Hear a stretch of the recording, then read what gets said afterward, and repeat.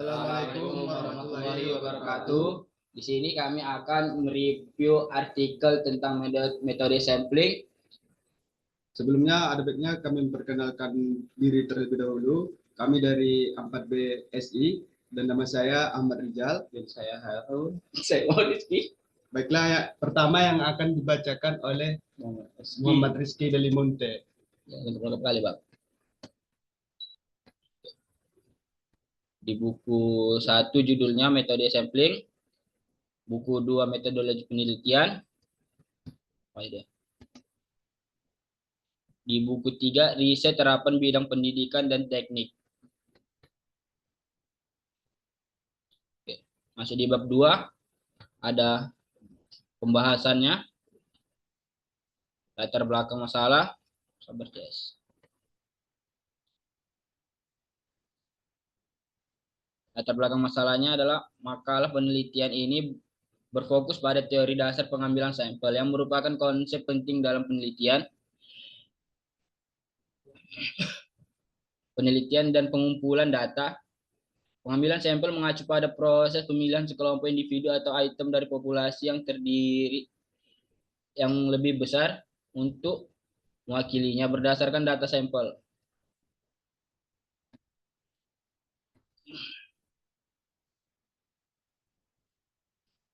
Nomor 2-nya ada pembahasan yang dikaji.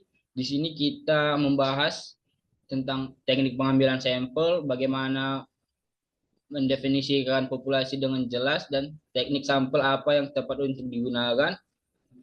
Dan yang keempat, bagaimana menentukan ukuran sampel yang representatif.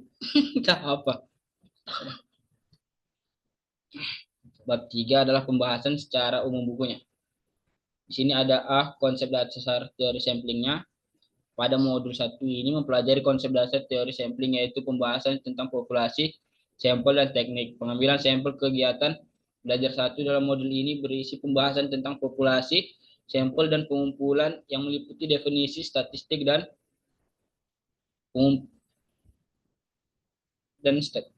pengumpulan yang dipelajari oleh wawancara.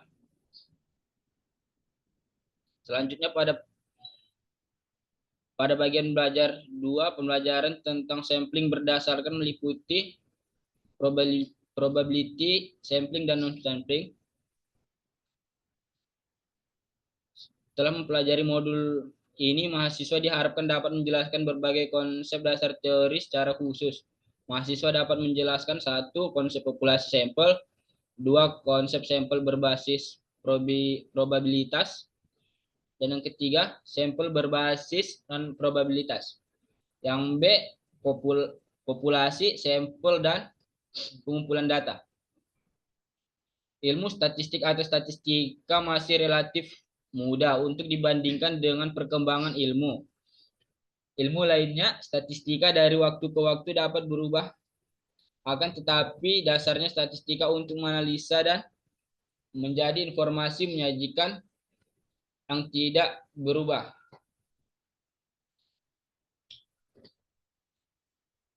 C, ada statistik dan statistika.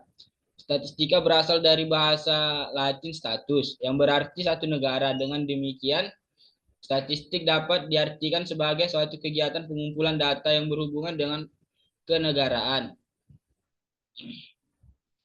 Misalnya data tentang penduduk, data tentang pendapatan,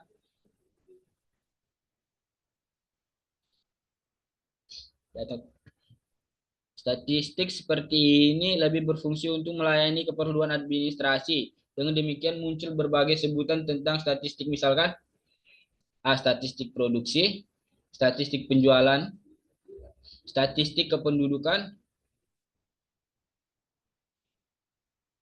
dan statistika atau mode statistika adalah prosedur yang berhubungan dengan cara pengumpulan, pengolahan, penganalisaan, dan penyajian data serta menarik satu kesimpulan berdasarkan dari analisa yang dilakukan. Data dapat diambil dari populasi atau sampel. Populasi adalah seluruh elemen atau objek dalam penelitian atau observasi, sementara sampel adalah sebagian dari populasi. Di sini ada gambar. Ini adalah gambar populasi dan sampel.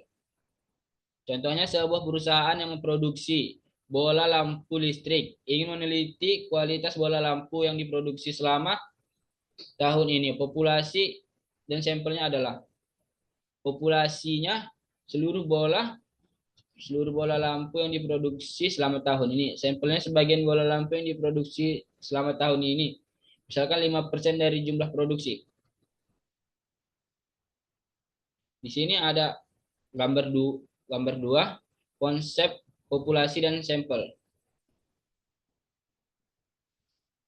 Pemilihan sampel baik atau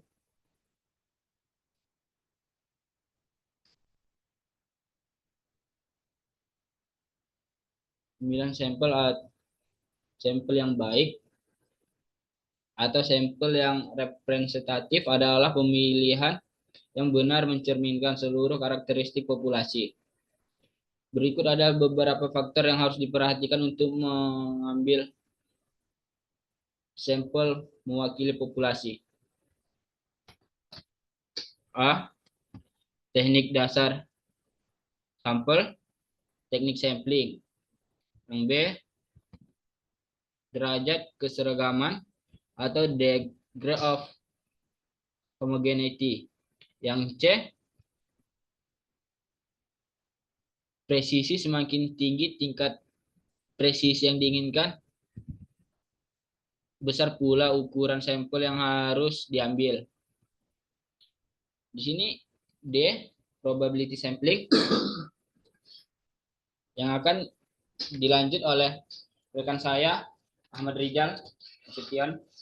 Baik, di sini saya akan membacakan D, probability sampling. Probability sampling ini merupakan teknik sampling yang dilaksanakan dengan memberikan peluang atau kesempatan kepada seluruh anggota populasi untuk terpilih menjadi sampel. Pengambilan sampel berdasarkan probability sampling dapat dilaksanakan dengan dua cara, yaitu yang pertama sampling dengan pengembalian atau sampling with replacement. Pengambilan sampel manakala anggota populasi dapat terpilih menjadi sampel lebih dari satu kali. Hal ini diakibatkan sampel yang terampil dikembalikan lagi ke populasi sebelum pengambilan sampel berikutnya. Jika diketahui populasinya berukuran N dan sampelnya berukuran N, maka banyaknya seluruh memungkinkan sampel adalah N. Contohnya diketahui populasi sebanyak 4 unit A, B, C, dan D, dan akan diambil sebanyak 2 unit. Nah, yang kedua yaitu dengan pengambilan banyak seluruh. Kemungkinan sampel adalah 4, 16,2 sama dengan N, yaitu AA, AB, AC, AD, BA, BB, BC, BD, CA, CB, CC, CD, dan sampai DD. Nah, yang ketiga yaitu sampling tanpa pengambilan. Maksudnya sampling with atau replacement. Pengambilan sampel ketika anggota populasi dapat terpilih menjadi sampel hanya satu kali saja. Hal ini diakibatkan sampel yang terambil tidak dikembalikan lagi ke populasi dan langsung dilanjutkan pengambilan. Sampel berikutnya, jika diketahui populasinya berukuran N dan sampelnya berukuran N, maka banyaknya seluruh kemungkinan sampel adalah seperti rumus pada gambar ini, yaitu contoh diketahui populasi sebanyak 4 unit A, B, C, dan D, dan akan diambil sampel sebanyak 2 unit tanpa pengembalian. Banyak seluruh kemungkinan sampel adalah seperti rumus atau gambar pada ini. Langsung saja kita ke E, yaitu pembahasan tentang sampel acak sederhana. Sampel acak sederhana yaitu adalah metode pengambilan sampel yang dilakukan secara acak tanpa memperhatikan tingkat atau kelompok populasi. Metode ini dipergunakan jika populasi homogen atau relatif homogen, yaitu contohnya suatu penelitian akan dilakukan untuk menguji kualitas padi hasil panen dari area persawahan. Tentu, jika jenis padi yang ditanam dan perlakuan yang diberikan pada tanaman padi tersebut sama, maka metode pengambilan sampelnya yang sesuai adalah sampel acak sederhana. Yaitu kita akan membahas ke F, yaitu sampel acak berlapis. Sampel acak berlapis ini adalah metode pengambilan sampel ketika populasi yang berukuran N bagian menjadi sub-sub populasi yang masing-masing terdiri atas N1, N2, dan seterusnya sampai NL. Semua sub populasi tidak boleh ada yang tumpang tindih, sehingga N1 ditambah N2, titik-titik ditambah NL sama dengan N. Nah, populasi dalam sampel acak berlapis dibagi ke dalam strak-strak, yaitu N1, N2, sampai NL. Kunci daripada pembentukan start adalah elemen dalam satu strak relatif homogen, sedangkan elemen antar strak relatif heterogen. Nah, yang G yaitu sampel acak kelompok. Dalam sampel acak kelompok, populasi dibagi ke dalam beberapa kelompok dengan setiap kelompok terdiri atas beberapa elemen. Selanjutnya, dari semua kelompok yang ada, diambil beberapa kelompok sebagai sampel. Dengan demikian, yang diperlukan dalam sampel acak kelompok adalah daftar kelompok, bukan daftar elemen. Karena jumlah seluruh kelompok jauh lebih sedikit daripada jumlah seluruh elemen. Maka biasanya dan waktu yang diperlukan dalam sampel acak kelompok jauh lebih sedikit. Sampel yang diambil dengan metode sampel acak kelompok ini adalah mengambil sampel beberapa kelompok secara acak. Selanjutnya, jika sekelompok-kelompok telah terpilih, maka dilanjutkan dengan mendata semua elemen dalam kelompok-kelompok yang terpilih. Metode ini akan jauh lebih hemat waktu dan tenang karena tidak semua elemen di semua kelompok harus dicari datanya. Baiklah, di sini akan dilanjutkan oleh Harun Siregar. Ya, kemudian itu H, sampel acak 2. Sampel acak 2 atau two-stack random sampling adalah pengambilan sampel yang dilakukan dalam 2 tahap dan biasanya berdasarkan pembagian wilayah kerja suatu pemerintah. Pengambilan sampel pada tahap pertama dilakukan dengan jalan pengambilan sejumlah kelompok tertentu secara acak dan dilanjutkan dengan tahap kedua yaitu dengan cara pengambilan beberapa elemen dari kelompok yang terpilih. Kemudian yaitu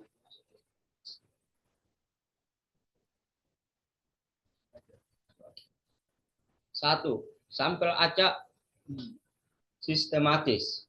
Penelitian sampel acak sistematis dilakukan dengan cara hanya mengambil satu angka acak saja dan sampel yang lainnya akan mengikuti dengan cara menghitung intervalnya. Dan kemudian di sini ada langkah-langkah yaitu menghitung interval dengan rumus dan yang B menentukan satu nilai angka acak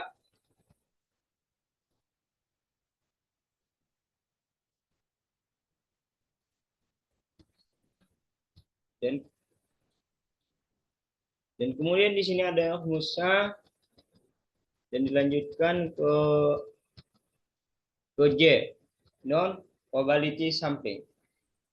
Telah diketahui bahwa probability sampling adalah teknik sampling yang dilaksanakan dengan memberikan peluang atau kesempatan kepada seluruh anggota populasi untuk terpilih menjadi sampel. Teknik pengambilan sampel yang lain dapat dilakukan dengan dasar non probability sampling. Dan probability sampling adalah teknik pengambilan sampel dengan cara sampel yang diambil tidak secara akak.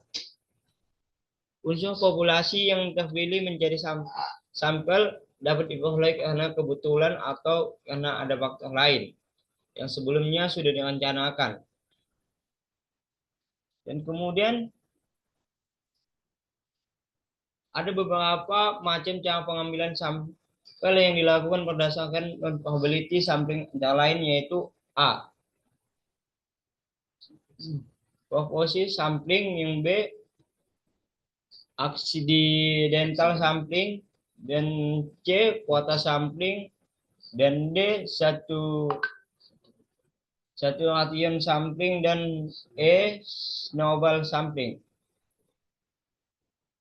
Lanjut ke K, ukuran sampel. Ukuran sampel harus mewakili populasi. Besar kecilnya ukuran sampel akan mempengaruhi tingkat kesalahan yang terjadi. Semakin besar ukuran sampelnya, maka semakin kecil tingkat kesalahan yang terjadi. Begitu juga sebaliknya, semakin kecil ukuran sampelnya, maka semakin besar tingkat kesalahannya yang terjadi. Di sini ada faktor yang mempengaruhi ukuran sampel, yaitu adalah pemanfaatan dan kegunaan teknik pengambilan sampel. Di sini ada 6 poin. Yang pertama yaitu panduan praktis. Yang kedua, penjelasan mendetail. Dan ketiga, penentuan ukuran sampel. Keempat, penerapan dalam berbagai penelitian. Dan kelima, contoh dan latihan. Dan yaitu yang keenam, yaitu faktor-faktor penentuan. Adapun kelemahan dan kelebihan buku teknik pengambilan sampel. Adapun kelemahannya ada 3. Yang pertama, terlalu teoritis. Dan kedua, kompleksitas matematis. Dan ketiga, keluhan studi kasus. Dan kemudian kelanjutannya yaitu ada kelebihan. Kelebihan ini ada 5 poin. Yang pertama, panduan praktis. Dan kedua, penjelasan mendetail. 3, penentuan ukuran sampel. 4, beragam penerapan. 5, contoh dan latihan.